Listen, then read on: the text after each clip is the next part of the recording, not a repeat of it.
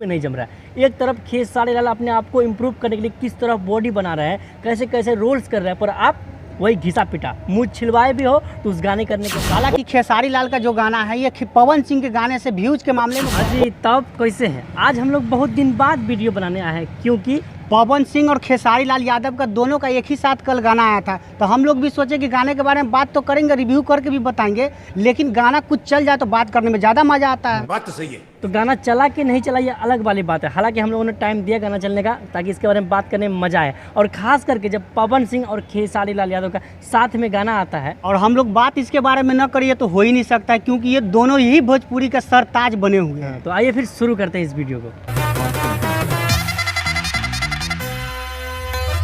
Power एजे से शुरू होला, एजे से खत्म हुई। पावर दूसर के कहाँ से ले ली?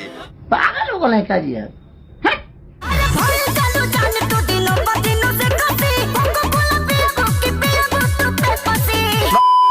जहाँ तक पवन सिंह का गाने का बात करें, पवन सिंह का गाने का नाम है पियर फराक वाले। इसी गाने का पहले रिव्यू करते हैं हम लोग पवन सिंह का गाने का।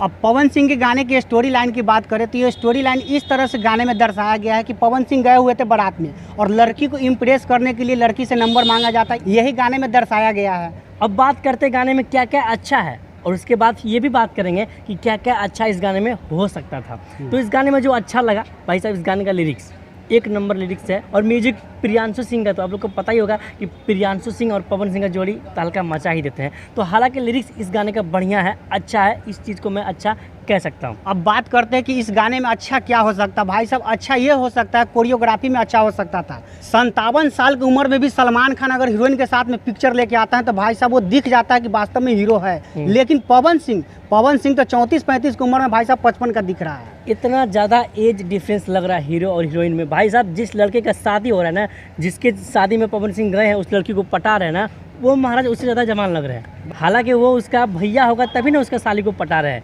क्योंकि छोटे भाई का साली के ऊपर बड़े भाई तो ऑफकोर्स लाइन नहीं मारते हैं। बात तो सही है। और तो और जो भोजपुरी का पावर स्टार है भाई साहब, उसके गाने में इस लेवल की कोरियोग्राफी हो, लड़की खड़ा होकर आप लोग देख सकते किस तरह आंख मारी, मतलब कितना फुद्दू लग रहा है। आज से मैं कह रहा हूँ 2004-05 में भोजपुरी गाने इस तरह का शूट होता था, ऐसा कोरियोग्राफी होता था भोजपुरी गानों पे।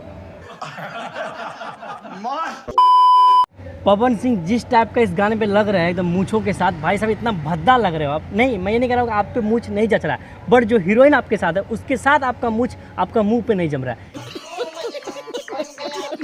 एक तरफ खेसारी लाल अपने आप को इम्प्रूव करने के लिए किस तरह बॉडी बना रहे हैं, कैसे कैसे रोल्स कर रहे हैं, पर आप वही घिसा पिटा मुँह छिलवाए भी हो तो उस गाने करने के बाद पहले छिलवा लेते हैं। हालांकि अब पवन सिंह के बारे में ना ज़्यादा बात करते हुए, क्योंकि अब बात करेंगे खेसारी लाल यादव के बारे में। क्योंकि खेसारी लाल यादव का भी उसी दिन यानी कि कल के दिन एक गाना आया था गोरी गांव वाली। इस गाने का भी हम लोग रिव्यू करेंगे और आप लोग को बताएंगे इसमें क्या अच्छा है और क्या अच्छा हो सकता था।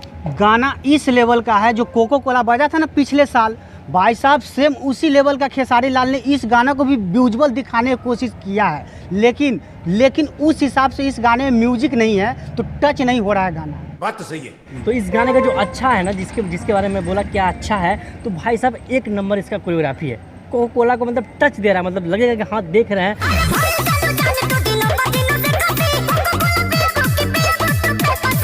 और तो और जो लिरिक्स है भाई साहब वो भी टॉप क्लास है, मतलब सुन के ना मज़ा आ रहा है। अखिलेश कश्यप ने लिखा है, जी हाँ नाम तो याद आ गया होगा आप लोग, अखिलेश कश्यप का मतलब क्या होता है। हाँ लेकिन वही लिखा है, मान सकते हैं, जब तक कोई इल्ज़ाम नहीं लगा रहा तो समझ सकते हैं आप लोग, वही लिखा है। ठीक है। अब बात करते हैं इस गाने के बारे में कि इस गाने में क्या क्या अच्छा हो सकता था। भाई साहब इसमें अच्छा ये कर सकते थे, बड़े लेवल का म्यूजिक लाना चाहिए था। जिस हिसाब से कोको कोला का म्यूजिक था, जिस हिसाब से नथुनिया का म्यूजिक था, उस लेवल का म्यूजिक इस गाने को टच नहीं दे पा रहा है, इसलिए उस गाने में। हालांकि खेसारी लाल का जो गाना है ये पवन सिंह के गाने से व्यूज के मामले में बहुत आगे है। जब इस तरह का गाना हम लोग सुनते हैं तो कभी कभी ऐसा लगने लगता है कि खेसारी लाल यादव जो है कभी कभी हम लोग के साथ मजाक करने लगते हैं, क्योंकि भाई नथुनिया वाला क्वालिटी दे के, कोको कोला वाला क्वालिटी दे के तबला वाला क्वालिटी देके ऐसा ऐसा क्वालिटी वाला गाना आप देते हो तो भाई एकदम फुद्दू लगता है, बिल्कुल बेकार लगता है। गाना कहीं से भी अश्लील नहीं, हम ये नहीं कहेंगे कि गाना अश्लील है, गाना एकदम बिल्कुल साफ सुथरा है, लेकिन थोड़ा वो टच फील नहीं हो पा रहा है। एक होता है ना कि सब चीज़ उसका बढ़िया है, सब चीज़ भा जाए, वो वाली बात नहीं है। हाँ लिरिक्स सही है काफ़ी हद तक। बाकी दोनों गाने को अगर कंपेयर करके बताएं किसका गाना बेस्ट है, खेसारी लाल यादव का या पवन सिंह का, तो ये आप लोगों के ऊपर छोड़ रहे हैं कि आप लोग अपने हिसाब से कमेंट बॉक्स में लिख कर बताइए कि आप लोगों को किसका गाना बेस्ट लगा। बाकी मुझे दोनों गाने का लिरिक्स पर्सनली अच्छा लगा। बाकी जो जो कमी था वो हम आप लोग को बताएं, ये सुधार हो सकता था और होता तो काफ़ी बेहतर लगता। बाकी बात आप लोग इस वीडियो को दूर दूर तक फैला दीजिए ताकि जन जन तक बात पहुंचे और आवाज़ पहुंचे। मिलते हैं फिर किसी ऐसे ही वीडियो में, तब तक के लिए जय जय हिंद।